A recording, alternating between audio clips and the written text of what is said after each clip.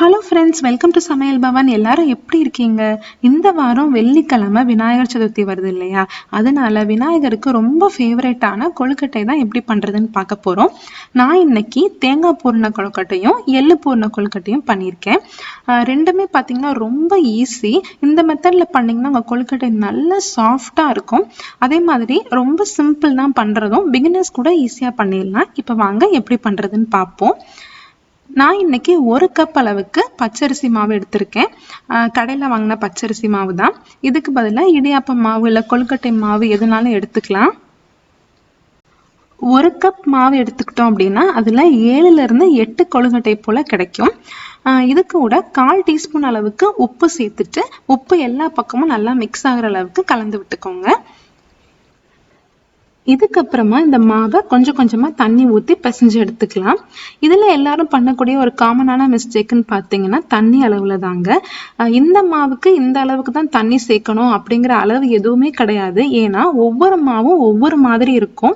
ஒரு சில மாவு வந்து நல்லா தண்ணி உரியும், ஒரு சில மாவு வந்து தண்ணியெல்லாம் வெளியே தள்ளிட்டு நல்லா கூழ் மாதிரி ஆயிரும். அதனால நான் என்ன சொல்லுவேன்னா நல்லா தளன்னு கொதிக்கிற சுடுதண்ணியை வந்து வச்சுக்கோங்க.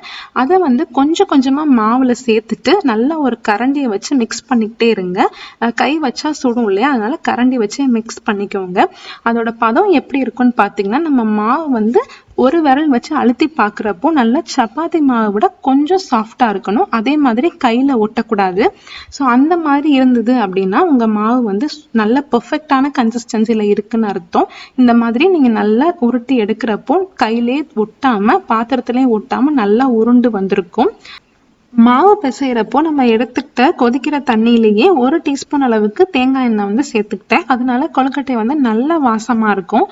பிணைஞ்ச மாவை ஒரு தட்டு போட்டு மூடி வச்சிருங்க, இல்லாட்டி காஞ்சு போயிடும். ஒரு 15 நிமிஷம் போல் இருக்கட்டும். அந்த நேரத்தில் நம்ம பூரணம் வந்து ரெடி பண்ணிக்கலாம்.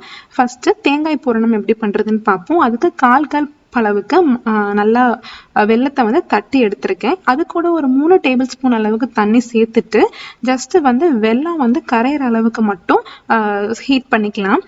வெல்லத்தில் இருக்க மண் தூசி இதெல்லாம் எடுக்கிறதுக்காக நம்ம இந்த ஸ்டெப் வந்து பண்ணுறோம்.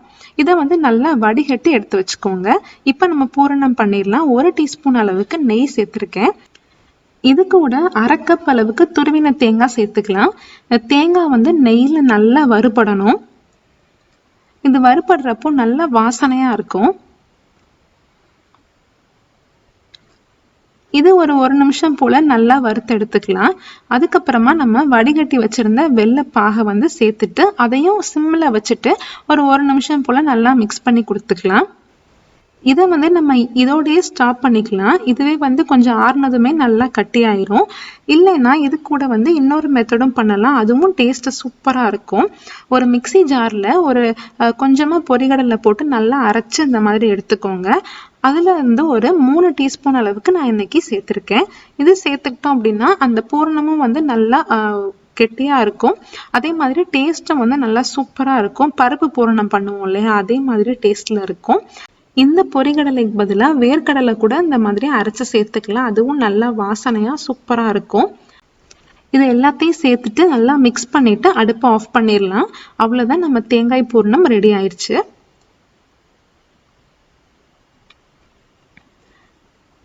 இதுக்கப்புறம் நம்ம எள்ளு பூரணம் எப்படி பண்ணுறதுன்னு பார்ப்போம். அதுக்கு நான் இன்னைக்கு 1/4 கப் அளவுக்கு கருப்பு எள்ளு எடுத்திருக்கேன். எள்ளு வந்து நல்லா சுத்தமாக இருக்கிற மாதிரி பார்த்து எடுத்துக்கோங்க, தூசி எதுவும் இல்லாமல். இதை ஜஸ்ட் ஒரு நிமிஷத்துக்கு மட்டும் நல்லா மீடியம் ஃப்ளேமில் வச்சு ஹீட் பண்ணி எடுத்துக்கோங்க. நல்லா வறுத்து எடுத்துக்கலாம். அதை வந்து ஒரு மிக்சி ஜாரில் சேர்த்து அரைச்சிக்கலாம். நல்லா சூடு ஆறுனதுக்கு அப்புறமா அரைச்சிக்கலாம்.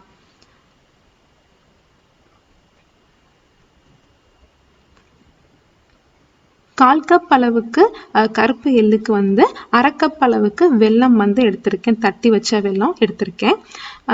வறுக்கிறப்போ எள்ளு வந்து கருகிராமல் பார்த்துக்கோங்க, இல்லாட்டி ஒரு மாதிரி கசந்த மாதிரி ஆயிரும். இது ரெண்டையும் நல்லா மிக்சி ஜாரில் போட்டு அரைச்சி எடுத்துட்டு வந்துடலாம். பாருங்க, இந்த அளவுக்கு நல்லா அரைச்சி எடுத்துட்டு வந்தாச்சு. இதை வந்து நம்ம இன்னும் கொஞ்சம் டேஸ்டா ஆக்குறதுக்காகவும் இன்னும் கொஞ்சம் கெட்டியா ஆக்குறதுக்காகவும் கொஞ்சமா தேங்காய் வந்து சேர்த்துக்கலாம். ஒரு 2 டேபிள் ஸ்பூன் அளவுக்கு தேங்காய் துருவல் சேர்த்துட்டு நல்லா கலந்து வச்சுக்கோங்க. இதோட டேஸ்ட் வந்து பாத்தீங்கன்னா ரொம்ப சூப்பரா இருக்கும் தேங்காய்லாம் சேர்த்துருக்கனால. அவ்வளோதான், எள்ளு பூரணமும் ரெடி ஆயிடுச்சு. இந்த 2 பூரணமுமே சும்மா சாப்பிட்றதுக்கே டேஸ்ட்டாக இருக்கும். இப்போ வாங்க நம்ம கொழுக்கட்டை எப்படி பண்ணுறதுன்னு பார்க்கலாம். நம்ம பிசைஞ்சு வச்சுருந்த மாவு பாருங்கள், சூப்பராக இருக்குது. நல்லா கையை வச்சு அழுத்தணும் அப்படின்னா நம்ம விரல் வந்து சாஃப்டாக பதியணும். இதுதான் வந்து கரெக்டான பதம். நம்ம 2 கையிலையுமே கொஞ்சமாக நெய் தடவிக்கலாம். அதனால நம்ம கொழுக்கட்டை வந்து மாவு பிசைகிறப்போ மாவு வந்து கையில் ஒட்டாமல் நல்லா ஈஸியாக இருக்கும் பிசைகிறதுக்கு. கொஞ்சமா மாவு எடுத்து இந்த மாதிரி உருட்டிக்கோங்க. அவ்வளவுதான், இந்த மாதிரி நல்லா உருட்டிட்டு நடுவுல வச்சு அமுக்கிட்டு இந்த மாதிரி சுத்தி அமுக்கி விட்டீங்கன்னா உங்களுக்கு அழகா ஒரு ஷேப் கிடைக்கும். அதுக்குள்ள நம்ம பூரணத்தை வச்சுட்டு நல்லா மடிச்சு விட்டுறலாம். இந்த மெத்தட்ல நீங்க பண்றப்போ கொழுக்கட்டையில விரிசலே வராது, அதனால பூரணமும் வெளியே வராது, வேஸ்டாவும் ஆகாது. ரொம்ப சூப்பரா ரொம்ப ஈஸியா பண்ணிடலாம். உங்களுக்கு எந்த அளவுக்கு திக்னஸ் வேணுமோ அந்த அளவுக்கு நீங்க மாவு வந்து அதுக்கேற்ற மாதிரி விரிச்சுக்கலாம். இப்போ வந்து ஒரு ஸ்பூன் வச்சு இந்த பூர்ணம் வந்து எடுத்துக்கலாம். ஏன்னா நம்ம கையை வச்சு எடுத்தோம் அப்படின்னா அந்த பூர்ணம் வந்து மாவுலலாம் நம்ம ஒட்டிடும் மறுபடியும் பிசைகிறப்போ. ஒருவேளை நீங்க கையில வச்சு எடுத்தீங்க அப்படின்னா கையை வந்து லைட்டா கழுவிக்கோங்க, இல்லை தொடச்சிக்கோங்க. இதை அப்படியே வச்சுட்டு நல்லா உள்ள வச்சுட்டு அப்படியே மடிச்சு விட்டுற வேண்டியதான். அவ்வளவுதான், மடிச்சுட்டு நல்லா ஓரங்களை அழுத்தி விட்டுக்கோங்க. அப்பதான் உள்ள இருக்க பூரணம் வெளியே வராம இருக்கும். பாருங்க, ரொம்ப சிம்பிள் தான். உங்களுக்கு என்ன மாதிரி டிசைன்ல வேணாலும் பண்ணிக்கலாம். நல்லா இந்த பூண்டு டிசைன் மாதிரி பண்ணுவாங்க, இல்லை நம்ம கடையில கொழுக்கட்டை வாங்குறோம்னா அதுலயே வந்து அச்சு கொடுப்பாங்க இல்லையா, அதையும் வந்து நம்ம யூஸ் பண்ணிக்கலாம். அவ்வளவுதான், இது வந்து இந்த மாதிரி ஒரு ஷேப்பு. இப்போ நான் வந்து ரவுண்ட் ஷேப்ல வந்து எப்படி பண்றதுன்னு சொல்லித்தரேன். அதே மாதிரி தான் நம்ம நல்லா விரிச்சு எடுத்துக்கலாம். மாவை எடுத்துட்டு கொஞ்சமா பூர்ணம் உள்ள வச்சுட்டு அப்படியே மடிச்சு நல்லா பால் மாதிரி உருட்டிட வேண்டியதான்.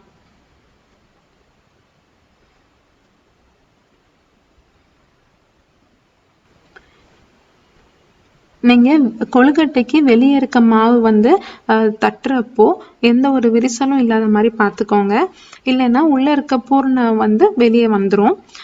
அதே மாதிரி இந்த மெத்தட் கஷ்டமா இருந்துச்சுன்னா இலையில கூட நல்லா நெய் தடவி நல்லா ஃப்ளாட்டா பண்ணிட்டு அப்படியே மடிச்சு விட்டுக்கலாம். இது பாருங்க, நல்லா பால் ஷேப்ல அழகா இருக்கும்.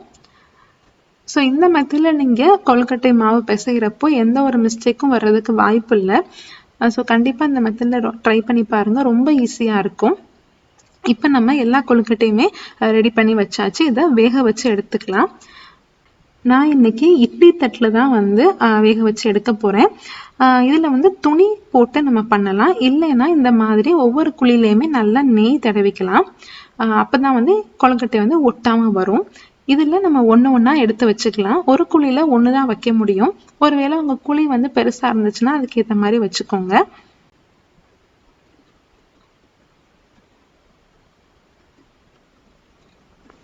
இதை கரெக்டா ஒரு 7ல இருந்து 8 நிமிஷம் போலதாங்க ஆகும். வச்சு எடுத்தீங்க அப்படின்னா நல்லா சாஃப்டா சூப்பரா இருக்கும். ரொம்ப நேரமும் வேக விட்டுட்டீங்க அப்படின்னா ரொம்ப ஹார்ட் ஆயிரும்.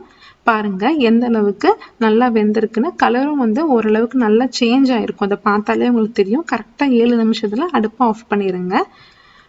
அவ்வளோதான், நம்ம சூப்பரான சாஃப்டான பூரண கொழுக்கட்டை ரொம்ப அழகா ரெடி ஆயிடுச்சு.